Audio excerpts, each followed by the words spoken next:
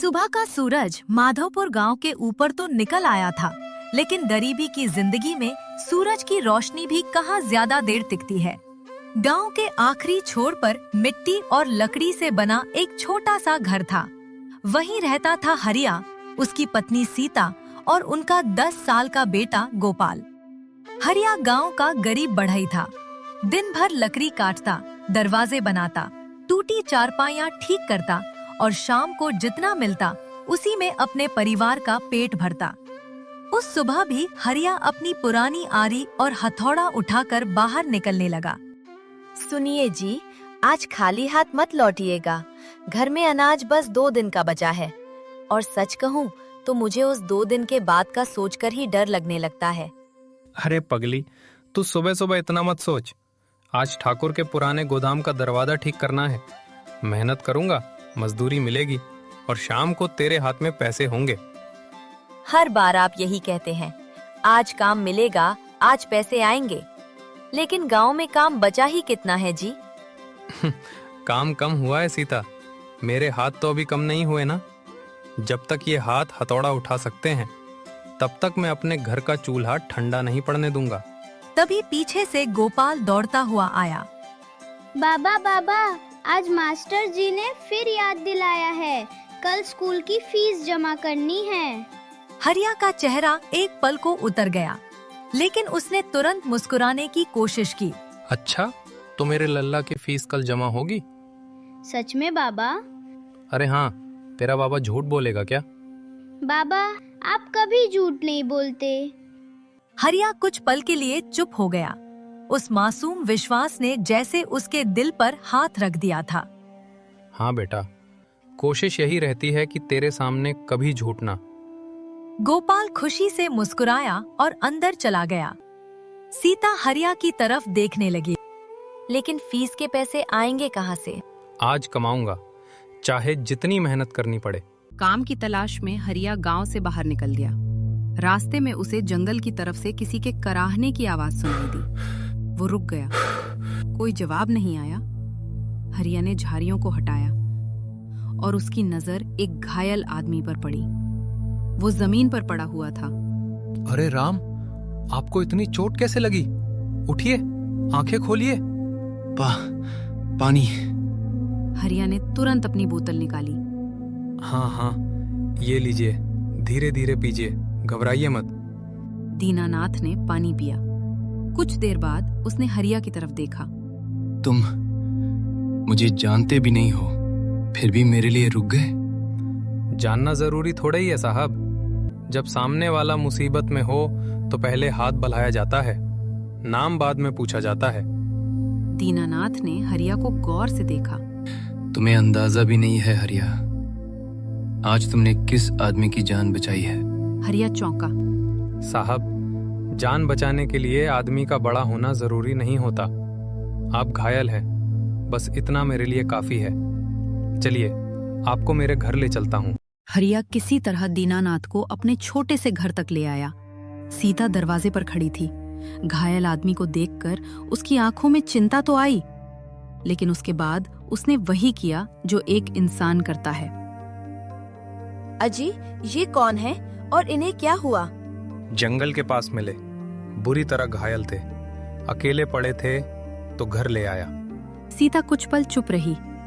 उसकी नजर घर के खाली अनाज के डिब्बे पर गई, फिर दीनानाथ की चोट पर, फिर हरिया के चेहरे पर। लेकिन अजी, घर में पहले ही खाने का हिसाब मुश्किल से चल रहा है। हरिया उसकी आंखों में देखने लगा। मुझे पता है सीता, लेकिन इसे इस हालत में सड़क पर छोड़ देता ना तो पेट की भूख शायद 1-2 दिन सह लेता, अपनी आत्मा का बोझ जिंदगी भर नहीं सह पाता। सीता का चेहरा नरम पड़ गया। वो पानी लेकर दीनानाथ के पास गई। आप चिंता मत कीजिए, घर छोटा है, खाना थोड़ा है, लेकिन जब तक यहाँ है आपको अकेला नहीं समझेंगे। दीनानाथ की आंखें भर आईं। बहन, तुम्हारे घर में शायद जगह कम है, लेकिन तुम्हारे दिल में दुनिया समा सकती है। लेकिन हरिया को क्या पता था कि एक घायल इंसान को घर लाकर उसने अपने परिवार को गांव के सबसे खतरनाक आदमी के निशाने पर ला दिया है। शाम होते ही दरवाजे पर घोड़ों की आवाज गूंजी। हरिया, बाहर निकल। हरिया बाहर आया। क्या बात है सेठ जी, इतनी रात गए? नाटक बंद कर। जिस आदमी को तूने अपने घर में छिपा रखा है उसे मेरे हवाले कर दे। हरिया का चेहरा गंभीर हो गया। मेरे घर में एक घायल आदमी है, कोई अपराधी नहीं। तुझे क्या पता वो कौन है? नहीं पता।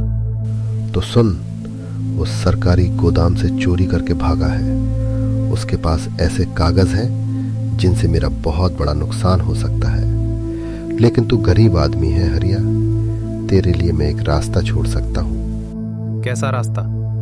उसे मेरे हवाले कर दे। बदले में तेरे बेटे की फीस, अगले कई साल की फीस मैं भर दूंगा। हरिया की आंखों के सामने गोपाल का चेहरा घूम गया। इतना ही नहीं, तेरी झोपड़ी की जगह पक्का मकान भी बनवा दूंगा। हरिया कुछ पल बिल्कुल शांत रहा, फिर उसने लखपत की आंखों में आंखें डाल दी। सेठ जी, मेरे बेटे को बड़ा घर नहीं चाहिए। उसे बस इतना चाहिए कि उसका बाप उसके सामने सिर झुका कर ना चले।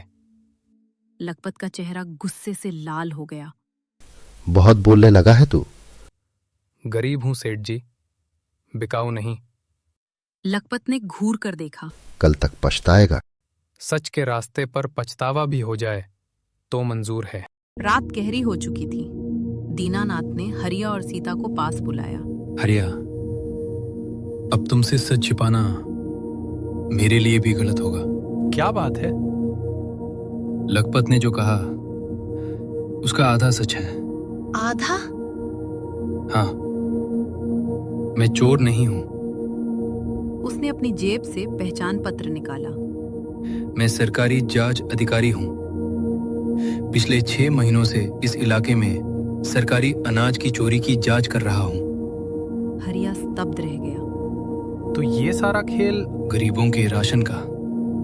मतलब जिन लोगों के घर में चूल्हा नहीं जलता, उनका अनाज कोई अमीर लोग बेच रहे हैं? हाँ, फिर उसने अपनी डायरी निकाली। मेरे पास सबूत है, लेकिन आखिरी कागज अभी लखपत के गोदाम में है।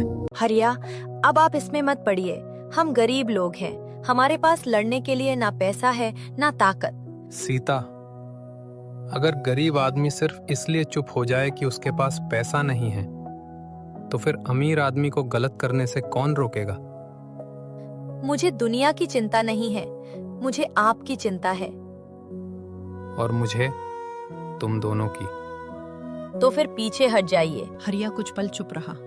अगर आज मैं डरकर पीछे हट गया तो कल गोपाल बड़ा होकर मुझसे पूछेगा, बाबा, जब गलत हो रहा था तब आपने आवाज क्यों नहीं उठाई? उसने गोपाल की तरफ देखा। उस सवाल का जवाब मैं पूरी जिंदगी नहीं दे पाऊंगा। गोपाल की आंखों में भी आंसू आ गए। बाबा, आप कहीं जाओगे तो नहीं? नहीं बेटा, तेरा बाबा भागेगा नहीं। उस रात हरिया और दीनानाथ चोरी छिपे लखपत के गोदाम तक पहुंचे। दीनानाथ जी, संभल कर। अगर लखपत के आदमियों ने हमें देख लिया ना, तो इस बार कलना मुश्किल होगा। डरना मत हरिया। आज अगर ये कागज हमारे हाथ लग गए तो कल लखपत का पूरा खेल खत्म हो जाएगा। दोनों धीरे धीरे गोदाम के अंदर दाखिल हुए। अंदर चारों तरफ सरकारी अनाज की बोरियां पड़ी थीं। दीनानाथ की नजर अचानक एक पुराने लकड़ी के संदूक पर पड़ी। हरिया, वही है। मुझे यकीन है जरूरी कागज इसी में होंगे। हरिया जल्दी से संदूक के पास गया। संदूक खुलते ही अंदर ढेर सारे कागज और रजिस्टर दिखाई दिए। मिल गए। हरिया, ये देखो, किस किस गांव के राशन का हिसाब गायब किया गया है, सब इसमें लिखा है। तो इतने दिनों से जिन गरीबों के घर चूल्हा नहीं जल रहा था, उनका अनाज यहीं छिपाया जा रहा था। दीनानाथ कुछ कागज अपने बैग में रखने लगा। तभी तालियों की आवाज। पूरा गोदाम गूंज उठा। अंधेरे से एक आवाज आई। वाह वाह हरिया। गोदाम के बड़े दरवाजे के पास लखपत सेठ खड़ा था। उसके पीछे आदमी खड़े थे। मैं सोच रहा था कि तू गरीब है, डरपोक होगा, लेकिन तू तो मेरे घर तक पहुंच गया। गरीब हूँ सेठ, लेकिन इतना भी गरीब नहीं कि अपने गांव वालों का हक बिकते देख चुप रहूं। बहुत बोल लिया तूने। वो अपने आदमियों की तरफ इशारा करता है। पकड़ लो दोनों को। हरिया दीनानाथ को पीछे करते हुए सामने खड़ा हो जाता है। हरिया, पीछे हटो।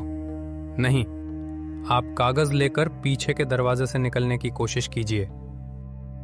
और तुम्हें इन लोगों के बीच छोड़कर चला जाऊं? मेरी चिंता मत कीजिए, अगर ये कागज बाहर पहुंच गए तो हमारी जीत होगी। तभी लखपत आगे बढ़ा। कितना बड़ा समाज सेवी बन रहा है तू हरिया। हरिया के बिल्कुल सामने आकर रुक गया। जानता है तेरे घर में तेरी पत्नी और बेटा अकेले हैं। हरिया का चेहरा अचानक बदल गया। मेरे परिवार का नाम अपनी जुबान पर मत लाना। तो फिर चुपचाप कागज मेरे हवाले कर दे। आज अगर मैं अपने डर के सामने झुक गया ना सेठ, तो कल मेरे गांव का हर गरीब अपने हक के लिए आवाज उठाने से डरेगा। पकड़ो इसे। लखपत दीनानाथ से कागज छीनने आगे बढ़ा। अचानक दूर से पुलिस की गाड़ियों की तेज आवाज सुनाई दी।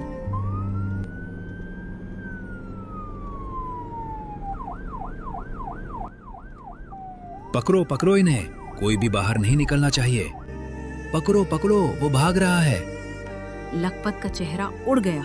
लखपत सेठ, सरकारी अनाज की चोरी, फर्जी दस्तावेज और गरीबों के हक पर डाका डालने के आरोप में तुम्हें गिरफ्तार किया जाता है। इंस्पेक्टर साहब, बात सुनिए। पैसे चाहिए तो पैसे ले लीजिए। जिन गरीबों के बच्चों का निवाला बेचकर पैसा कमाया है, आज उसी पैसे से कानून नहीं खरीद पाओगे। लखपत के पास कोई जवाब नहीं था। पुलिस उसे पकड़कर बाहर ले जाने लगती है। अगली सुबह माधोपुर गांव में एक अलग ही हलचल थी। हरिया, आज अगर तुम नहीं होते तो शायद ये सबूत कभी सामने नहीं आते। मैंने कुछ बड़ा नहीं किया साहब, बस गलत चीज देखकर चुप नहीं रहा। दीनानाथ ने एक लिफाफा उसकी तरफ बढ़ाया। ये तुम्हारे लिए। हरिया पीछे हट गया। नहीं साहब, मैंने मदद पैसों के लिए नहीं की। मुझे पता है। फिर ये क्यों? दीनानाथ ने लिफाफा गोपाल की तरफ बढ़ाया। ये तुम्हारे लिए नहीं है हरिया, तुम्हारे बेटे के लिए है। उसकी पूरी पढ़ाई की जिम्मेदारी अब मेरी। हरिया कुछ बोल नहीं पाया। बाबा, अब मेरी पढ़ाई नहीं छूटेगी। नहीं बेटा, अब तेरी किताबें कभी बंद नहीं होंगी। हरिया गरीब था, लेकिन उसने अपने बेटे को ऐसी दौलत दी थी जिसे ना कोई चोर चुरा सकता था, ना कोई सेठ खरीद सकता था और ना ही वक्त कभी छीन सकता था। ईमानदारी की दौलत।